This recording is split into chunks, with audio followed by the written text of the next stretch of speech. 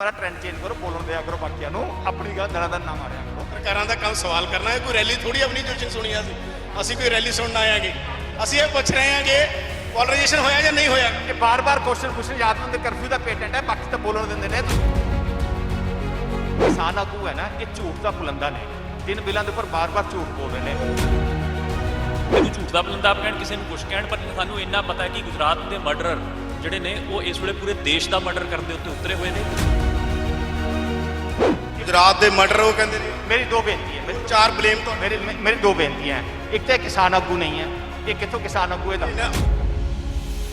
ਜਿਹੜੀ ਹੈ ਸਾਡੀ ਨਹੀਂ ਤੇ ਮੰਨੀਏ ਕਿ ਕਹਿੰਦੇ ਲਾਸਟ ਦਿਨਾਂ ਜਿਹੜਾ ਗ੍ਰਾਫ ਇੰਟਰਨੈਸ਼ਨਲ ਮੀਡੀਆ ਨੇ ਜਿਸ ਤਰੀਕੇ ਨਾਲ ਔਰ ਬੰਗਾਲ ਦਾ ਨੈਰੇਟਿਵ, ਤੁਹਾਨੂੰ ਪਤਾ ਬੰਗਾਲ ਬਾਰੇ ਤਾਂ ਕਿਹਾ ਜਾਂਦਾ ਕਿ Bengal think today India think tomorrow, ਉੱਥੋਂ ਦਾ ਇੰਟੈਲੈਕਚੁਅਲ ਭੱਦਰ ਲੋਕ ਜੋ ਕਰੋਨਾ ਕਰਕੇ ਤੁਹਾਡੀ ਬਦਨਾਮੀ ਹੋਈ ਸਰਕਾਰ ਦੀ, ਕੀ ਇਹਦਾ ਵੀ ਅਸਰ ਮੰਨਿਆ ਜਾਵੇ? ਦੇਖੋ ਕਿਸਾਨ ਉੱਥੇ ਗਏ ਸੀ, ਤੁਸੀਂ ਮੰਨਦੇ ਹੋ ਕਿ ਕਿਸਾਨਾਂ ਦਾ ਅਸਰ ਆ? ਬੀਜੇਪੀ ਕਹਿੰਦੀ ਸੀ ਚਾਹੇ ਸਾਰਾ ਧਰਨਾ ਜਾ ਕੇ ਉੱਥੇ ਬਹਿ ਜਾਓ, ਕਿਸਾਨ ਆਗੂ ਨੇ ਕਮਲਜੀਤ ਕਹਿੰਦੇ ਸੀ ਉੱਥੇ ਜਾ ਕੇ ਬਹਿ ਜਾਓ, ਕੁਝ ਨਹੀਂ ਹੋਣਾ, ਕੀ ਅਸਰ ਹੈ ਉਹਦਾ? ਦੇਖੋ ਕਿਸਾਨ ਆਗੂਆਂ ਦਾ ਉੱਥੇ ਜਾਣ ਦਾ ਕੋਈ ਅਸਰ ਨਹੀਂ ਹੋਏਗਾ, ਜਿੱਥੇ ਜਿੱਥੇ ਉਹ ਰੈਲੀਆਂ ਕਰਕੇ ਆਣਗੇ। ਕੱਲ ਆਪਾਂ ਡਿਸਕਸ਼ਨ ਰੱਖ ਲਈਏ, ਸੀਟ ਟੂ ਸੀਟ ਮੈਂ ਕਿਹਾ ਜੀ ਰੱਖ ਲਓ ਨਾ, ਜਿੱਥੇ ਇੱਥੋਂ ਕਰਕੇ ਦੇਖ ਲਾਂਗੇ ਉੱਥੇ ਕੀ ਅਸਰ ਹੋਇਆ। ਦੂਸਰਾ, ਇਹ ਜਿਹੜੇ ਕਿਸਾਨ ਆਗੂ ਹੈ ਨਾ, ਇਹ ਝੂਠ ਦਾ ਪੁਲੰਦਾ ਨੇ, ਤਿੰਨ ਬਿਲਾਂ ਦੇ ਉੱਪਰ ਬਾਰ-ਬਾਰ ਝੂਠ ਬੋਲ ਰਹੇ ਨੇ। ਮੇਰੀ ਗੱਲ ਖਤਮ ਹੋਣ ਲੱਗੀ। ਚੋਣਾਂ ਤੇ ਰਹੀ ਅੱਜ, ਚੋਣ ਤੇ ਹੀ ਆ, ਚੋਣ ਤੇ ਇਹ ਝੂਠ ਦਾ ਪੁਲੰਦਾ ਨੇ। ਔਰ ਟਿਕਰੀ ਔਰ ਸਿੰਘੂ ਬਾਰਡਰ ਜਿਵੇਂ ਖਤਮ ਹੋ ਗਏ, ਉਹ ਝੂਠ ਦਾ ਬੁਲੰਦਾ ਤੁਸੀਂ ਆ ਗਿਆ ਜਵਾਬ ਦੇਣਗੇ। ਮੇਰੀ ਗੱਲ ਇੱਕ ਸੈਕਿੰਡ ਵੀਰ ਜੀ, ਮੇਰੀ ਗੱਲ ਖਤਮ। ਜਿਵੇਂ ਸਿੰਘੂ ਬਾਰਡਰ ਟਿਕਰੀ ਬਾਰਡਰ ਤੇ ਕਿਸਾਨਾਂ ਦਾ ਇਕੱਠ ਕਰਨ ਵਾਸਤੇ ਫਾਈਨ ਲਾਏ ਜਾ ਰਹੇ ਨੇ, ਗੁਰਦੁਆਰਿਆਂ ਘੋਸ਼ਣਾ ਕੀਤੀ ਜਾ ਰਹੀ, ਤਰਲੇ ਕੱਢੇ ਜਾਂਦੇ ਪਿੰਡਾਂ ਜਾ ਕੇ, ਉਹ ਸਾਫ਼ ਸ਼ੋਅ ਕਰਦਾ ਸੋ ਜੀ ਝੂਠ ਦਾ ਬੁਲੰਦਾ ਕਹਿੰਦੇ। ਉਹ ਮੈਂ ਇਹ ਕਹਿ ਰਿਹਾ ਕਿ ਜੇ ਅੱਜ ਆਪਾਂ ਇਲੈਕਸ਼ਨ ਦੇ ਰਿਜ਼ਲਟ ਤੇ ਹੁਣ ਬੈਠੇ ਹੀ ਆ, ਜੇ ਇਲੈਕਸ਼ਨ ਦੀ ਮੈਂਡੇਟ ਨੂੰ ਇਹ ਮਾੜਾ ਮੋਟਾ ਸਮਝ ਰਹੇ ਨੇ ਤਾਂ ਇਹਨਾਂ ਨੂੰ ਸਮਝ ਲੈਣਾ ਚਾਹੀਦਾ ਵੀ ਜਿਹੜਾ ਦੇਸ਼ ਨੂੰ ਕੋਵਿਡ ਦੇ ਮੂੰਹ ਦੇ ਵਿੱਚ ਧੱਕ ਕੇ ਅਮਿਤ ਸ਼ਾਹ ਤੇ ਮੋਦੀ ਦੋਨੋਂ ਜਾਣੇ ਦੇਸ਼ ਨੂੰ ਲਾਸ਼ਾਂ ਦਾ ਢੇਰ ਇਹਨਾਂ ਨੇ ਬਣਾਤਾ, ਤੇ ਉਹ ਹੁਣ ਕਿਸੇ ਨੂੰ ਝੂਠ ਦਾ ਬਲੰਦਾ ਆਪ ਕਹਿਣ, ਕਿਸੇ ਨੂੰ ਕੁਛ ਕਹਿਣ, ਪਰ ਸਾਨੂੰ ਇੰਨਾ ਪਤਾ ਹੈ ਕਿ ਗੁਜਰਾਤ ਦੇ ਮਰਡਰਰ ਜਿਹੜੇ ਨੇ ਉਹ ਇਸ ਵੇਲੇ ਪੂਰੇ ਦੇਸ਼ ਦਾ ਮਰਡਰ ਕਰਨ ਦੇ ਉੱਤੇ ਉਤਰੇ ਹੋਏ ਨੇ, ਤੇ ਲੋਕ ਇਹਨਾਂ ਨੂੰ ਜਵਾਬ ਦੇਣਗੇ, ਚਾਹੇ ਇਸ ਇਲੈਕਸ਼ਨ 'ਚ ਦੇਣ ਚਾਹੇ ਅੱਗੇ ਦੇਣ।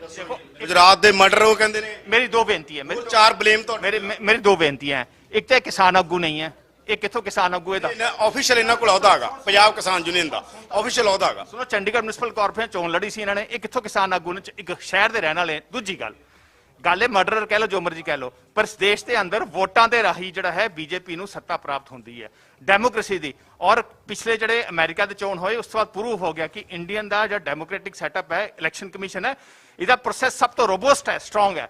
ਠੀਕ ਹੈ, ਇਸ ਕਰਕੇ ਇਹਨਾਂ ਦੇ ਕਹਿਣ ਤੇ ਕੋਈ ਫਰਕ ਨਹੀਂ ਪੈਂਦਾ। ਪਰ ਤਿੰਨ ਤੋਂ ਸਫਰ ਇਹਦਾ ਫੈਕਟ ਹੈਗਾ, ਇਹਦਾ ਫੈਕਟ ਤੇ ਗੱਲ ਕਰ ਰਹੇ ਆ ਆਪਾਂ ਫੈਕਟ ਤੇ ਗੱਲ ਕਰ ਰਹੇ ਆ। ਸੁਣੋ, ਲੈਫਟ ਨੇ ਸਾਲ ਤੇ ਗੱਲ ਕਰ ਰਹੇ ਆ, ਫੈਕਟ ਆ ਨਾ ਜਿਹੜਾ ਲੈਫਟ ਨੇ ਸਾਲ ਰੂਲ ਕਰਦਾ ਰਿਹਾ, ਦੇਸ਼ ਚ ਆਇਆ ਲੈਫਟ, ਬਿਲਕੁਲ ਖਤਮ ਹੋ ਗਿਆ ਲੈਫਟ ਨੇ ਸਾਲ ਰੂਲ ਕਰਦਾ ਰਿਹਾ। ਮਮਤਾ ਨਹੀਂ ਖਤਮ ਕੀਤਾ, ਮਮਤਾ ਤੁਹਾਡੇ ਨਾਲ ਵੀ ਰਹੇ ਨੇ। ਮਮਤਾ ਤੁਹਾਨੂੰ ਪਤਾ ਵਾਜਪਾਈ ਗਵਰਨਮੈਂਟ ਤੁਹਾਡੇ ਨਾਲ ਰਹੇ ਨੇ। ਮੈਂ ਕਿਹਾ ਚਿੰਤਾ ਨਾ ਕਰੋ, ਇਹ ਜਿਹੜਾ ਰਿਜ਼ਲਟ ਸ਼ਾਮ ਤੱਕ ਆ ਲੈਣ ਦਿਓ। ਹੁਣ ਦੇ ਰੁਝਾਨ ਤੁਹਾਨੂੰ ਮਜ਼ਬੂਤ, ਤੁਹਾਨੂੰ ਪਤਾ ਮਮਤਾ ਦੀਆਂ ਜੜਾਂ ਤੁਹਾਡੀ ਪਾਰਟੀ ਨਹੀਂ ਲਾਈਆਂ ਨੇ ਬੰਗਾਲ 'ਚ, ਪਤਾ ਨਾ ਤੁਹਾਨੂੰ ਇਹ ਗੱਲ? ਵਾਜਪਾਈ ਗਵਰਨਮੈਂਟ 'ਚ ਰੇਲ ਮਿਨਿਸਟਰ ਸੀਗੇ। ਸੁਣ ਲਓ, ਮੇਰੀ ਗੱਲ ਸੁਣ ਲਓ, ਉਹਨਾਂ ਦੀ ਜੜਾਂ ਤਾਂ ਫਿਰ ਕਾਂਗਰਸ ਨੇ ਲਾਈ ਹੈ, ਕਾਂਗਰਸ ਤੋਂ ਨਿਕਲ ਕੇ ਆਈ ਹੈ, ਸਾਡੇ ਵਿੱਚ ਥੋੜੀ ਪੈਦਾ। ਤੁਸੀਂ ਉਹਨਾਂ ਨੂੰ, ਉਹ ਮੇਰੀ ਗੱਲ ਤਾਂ ਸੁਣ, ਸਾਡੇ ਵਿੱਚ ਤੇ ਟ੍ਰਾਂਜ਼ਿਟ ਕਾਂਗਰਸ ਨੇ ਨਕਾਰਤਾ ਸੀ ਮਮਤਾ ਨੂੰ। ਨਕਾਰਿਆ ਨਹੀਂ, ਟ੍ਰਾਂਜ਼ਿਟ ਪੀਰੀਅਡ ਸੀ ਸਾਡੇ ਵਿੱਚ। ਪਰ ਜੇ ਲੈਫਟ ਇੰਨੇ ਸਾਲ ਰਾਜ ਕਰਨ ਤੋਂ ਬਾਅਦ ਦੇਸ਼ ਦੇ ਅੰਦਰ ਪੂਰਾ ਗਾਇਬ ਹੋ ਗਿਆ, ਫਿਰ ਤੁਹਾਡਾ ਜਿਹੜਾ ਬੰਗਾਲ ਦਾ ਨੈਰੇਟਿਵ ਹੈ ਉਹ ਗਲਤ ਹੈ। ਕਿਉਂ ਦੱਸੋ ਜੀ?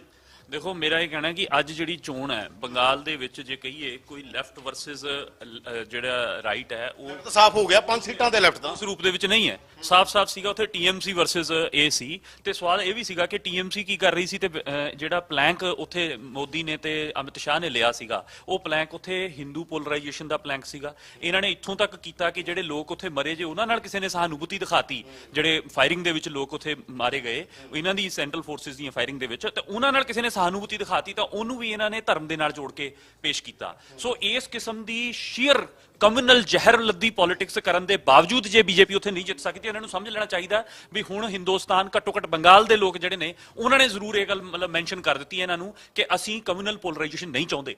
ਅਸੀਂ ਬਨੀਤ ਜੀ ਦੇਖੋ, ਫੈਕਟ ਦੇ ਜਵਾਬ ਫੈਕਟ ਨਾਲ ਆ, ਰਾਜਨੀਤੀ ਆਪਦੀ ਤਾਂ ਆਈਡੀਓਲੋਜੀ। ਸਭ ਨੂੰ ਮੁਬਾਰਕਾਂ। ਗੱਲ ਤਾਂ ਸੁਣ ਲਓ ਸਰ, ਕੀ ਮੇਰੀ ਗੱਲ ਦਿਓ ਕਿ ਮੈਂ ਸਵਾਲ ਤਾਂ ਲੈ ਲਓ ਸਰ, ਸਵਾਲ ਲੈ ਲਓ ਬਨੀਤ ਜੀ, ਐ ਕਿਉਂ ਕਰਦੇ ਹੋ? ਇੰਨੇ ਇੰਪੇਸ਼ੈਂਟ ਕਿਉਂ ਹੋਏ ਹੋ ਤੁਸੀਂ?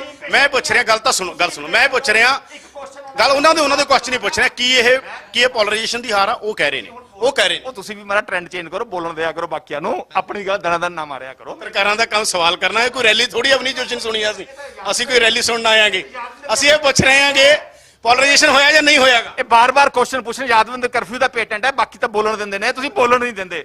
ਠੀਕ ਹੈ, ਅਸੀਂ ਭਾਸ਼ਣ ਨਹੀਂ ਦਿੰਦੇ, ਅਸੀਂ ਜਵਾਬ ਦਿੰਦੇ ਆ, ਪਰ 10 ਕੁਐਸਚਨਾਂ 'ਚ ਜਵਾਬ ਦੇਣ ਇਹਨਾਂ ਨੂੰ ਗ੍ਰਿਲ ਕਰਨਾ ਪੱਤਰਕਾਰ ਦਾ ਕੰਮ ਹੁੰਦਾ, ਅਸੀਂ ਗ੍ਰਿਲ ਕਰਨਾਗਾ ਤੁਹਾਨੂੰ। ਗ੍ਰਿਲ ਕਰੋ ਨਾ, ਪਰ 10 ਕੁਐਸਚਨ ਨਾ ਪੁੱਛੋ, ਇੱਕ ਕੁਐਸਚਨ ਇੱਕ ਆਨਸਰ, ਇੱਕ ਕੁਐਸਚਨ ਇੱਕ ਆਨਸਰ। 10 ਕੁਐਸਚਨ ਪੁੱਛੋਗੇ 2 ਦਾ ਆਨਸਰ ਜਾਏਗਾ, 8 ਦਾ ਆਨਸਰ ਨਹੀਂ ਜਾਏਗਾ। ਦੇਖੋ ਜਿਹੜਾ ਹੈਗਾ ਵੈਸਟ ਬੰਗਾਲ, ਉਹ ਸਾਫ਼ ਸ਼ੋ ਕਰ ਰਿਹਾ ਹੈ ਕਿ ਵੈਸਟ ਬੰਗਾਲ ਦੇ ਅੰਦਰ ਲੋਕਾਂ ਨੇ ਭਾਰਤੀ ਜਨਤਾ ਪਾਰਟੀ ਨੂੰ ਵੋਟਾਂ ਦਿੱਤੀ ਹੈ, ਭਾਰਤੀ ਜਨਤਾ ਪਾਰਟੀ ਨਾਲ ਖੜੇ ਹੋਏ ਹੈ। 3 ਸੀਟਾਂ ਤੋਂ ਐਡਾ ਲੰਬਾ ਸਫ਼ਰ ਹੈ, ਸ਼ਾਮ ਤੱਕ ਦੇਖਦੇ ਜਾਓ ਕਿਤੇ ਨਾ ਕਿਤੇ ਜਿਹੜਾ ਹੈਗਾ 100 ਪਾਰ ਕਿਆ, ਮੈਂ ਕਹਿੰਦਾ ਜੀ ਕਿਤੇ ਨਾ ਕਿਤੇ ਉੱਪਰ ਥੱਲੇ 19 ਕੀ ਚ ਕਿਤੇ ਨਾ ਕਿਤੇ ਨੰਬਰ ਅਜੇ ਸਾਡੀ ਦੇ ਉੱਪਰ ਹੈ ਨਹੀਂ ਜੇ 100 ਪਾਰ ਕਰਕੇ। ਚਲੋ ਕੋਈ ਗੱਲ ਨਹੀਂ, ਪ੍ਰਸ਼ਾਂਤ ਕਿਸ਼ੋਰ ਜੀ ਛੱਡ ਦੇਣ ਨਾ ਛੱਡਣ ਡਜ਼ਨਟ ਮੈਟਰ। ਪ੍ਰਸ਼ਾਂਤ ਕਿਸ਼ੋਰ ਜੀ ਇੱਕ ਸਰਵੇ ਕੰਪਨੀ ਵਾਲੇ ਸਟ੍ਰੈਟੇਜਿਸਟ ਨੇ, ਇਹੋ ਜਿਹੇ ਸਟ੍ਰੈਟੇਜਿਸਟ ਕਈ ਸਾਰੇ ਹੋਰ ਵੀ ਹੈਗੇ ਨੇ, ਉਹਦਾ ਕੋਈ ਫਰਕ ਨਹੀਂ ਪੈਂਦਾ। ਪ੍ਰਸ਼ਾਂਤ ਜੀ ਛੱਡਣ ਨਾ ਛੱਡਣ ਸਾਨੂੰ ਕੋਈ ਫਰਕ ਨਹੀਂ ਪੈਂਦਾ। ਪਰ ਆਖਿਰ ਚ ਨਾ ਕਹਿਣਾ ਚਾਹੂੰਗਾ, ਤੁਸੀਂ ਗੱਲ ਕਹਿੰਦੇ ਹੋ ਕਿ ਬੰਗਾਲ ਜਿਹੜਾ ਹੈਗਾ ਐਡਵਾਂਸ ਸੋਚਦਾ ਹੈ, ਤੇ ਲੈਫਟ ਦੀ ਸਰਕਾਰ ਸੋਚਦੇ ਰਹੇ ਇੰਨੇ ਸਾਲ, ਤੇ ਉਹ ਇੰਨੇ 20-25 ਸਾਲ ਤੇ ਦੇਸ਼ ਚ ਤਾਂ ਆਈ ਨਾ, ਇਸ ਕਰਕੇ ਤੁਹਾਡੀ ਉਹ ਗੱਲ ਗਲਤ ਹੈ। ਨਹੀਂ, ਮੈਂ ਇਹ ਪੁੱਛ ਰਿਹਾ ਜਿਹੜਾ ਉਹਨਾਂ ਨੇ ਕਿਹਾ ਪੋਲਰਾਈਜੇਸ਼ਨ ਦੀ ਪੋਲਿਟਿਕਸ ਫੇਲ ਹੋ ਗਈ, ਹਿੰਦੂ ਧਰੁਵੀਕਰਨ ਦੀ ਰਾਜਨੀਤੀ, ਦੇਖੋ ਉਹਨਾਂ ਦਾ ਇਲਜ਼ਾਮ ਆ। ਅਸੀਂ ਪੋਲਰਾਈਜੇਸ਼ਨ ਨਹੀਂ ਕਰਦੇ ਸਰ, ਅਸੀਂ ਕਿਤੇ ਮਮਤਾ ਬੈਨਰਜੀ ਨੇ ਡਾਇਰੈਕਟ ਕੀਤਾ, ਅਸੀਂ ਕੋਈ ਪੋਲਰਾਈਜੇਸ਼ਨ ਨਹੀਂ ਕੀਤਾ। ਇੱਕ ਗੱਲ, ਨੰਦੀਗ੍ਰਾਮ 'ਚ ਮੰਦਰਾਂ ਦੀ ਗੱਲ ਹੋਣ ਲੱਗੀ ਸਰ, ਇਹ ਤਾਂ ਫੈਕਟ ਹੈਗਾ। ਬਨੀਤ ਜੀ ਪੜ੍ਹਦੇ ਹੋਵੋਗੇ ਬੰਗਾਲ ਦੇ ਅਖਬਾਰ ਤੁਸੀਂ। ਮੈਂ ਤਾਂ ਬੰਗਾਲ ਦੀ ਅਖਬਾਰ ਨਹੀਂ ਪੜ੍ਹਦਾ, ਪਰ ਇੱਕ ਗੱਲ ਹੈ ਕਿ ਜੇ ਤੁਸੀਂ ਮੰਦਿਰ ਜਾਂਦੇ ਹੋ, ਕਿ ਮੰਦਿਰ ਜਾਣਾ ਗਲਤ ਹੈ? ਕਿਆ ਚੋਣਾਂ 'ਚ ਧਰਮ ਨੂੰ ਵਰਤਣਾ, ਚੋਣਾਂ 'ਚ ਮੰਦਿਰ ਜਾਣਾ ਕੋਈ ਗਲਤ ਨਹੀਂ, ਹਰ ਧਰਮ ਦੀ ਰਿਸਪੈਕਟ ਬਹੁਤ ਜ਼ਰੂਰੀ ਹੈ, ਚੋਣਾਂ 'ਚ ਵਰਤਣਾ। ਤੁਹਾਡੇ ਔਰ ਮੇਰੇ ਤੋਂ ਉੱਪਰ ਇਲੈਕਸ਼ਨ ਕਮਿਸ਼ਨ ਹੈ, ਤੁਹਾਡੇ ਔਰ ਮੇਰੇ ਉੱਪਰ ਇਲੈਕਸ਼ਨ ਕਮਿਸ਼ਨ ਹੈ ਨਾ, ਔਰ ਇਲੈਕਸ਼ਨ ਕਮਿਸ਼ਨ ਨੇ ਮਮਤਾ ਬੈਨਰਜੀ ਨੂੰ ਉਹਦੇ ਮੁਸਲਿਮਸ ਵਾਲੇ ਗੱਲ ਦੇ ਉੱਪਰ ਉਹਨੂੰ ਐਗਜ਼ੈਕਟ ਨੋਟਿਸ ਦਿੱਤਾ ਹੈ। ਸੋ ਕਮਿਊਲੇਸ਼ਨ ਅਸੀਂ ਨਹੀਂ ਕਰਦੇ, ਇਹ TMC ਜਾਂ ਹੋਰ ਪਾਰਟੀਆਂ ਕਰਦੀਆਂ।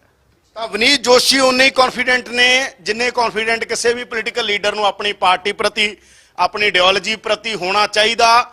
ਟ੍ਰੈਂਡ ਇਹਨਾਂ ਦੇ ਖਿਲਾਫ ਆ ਰਹੇ ਨੇ।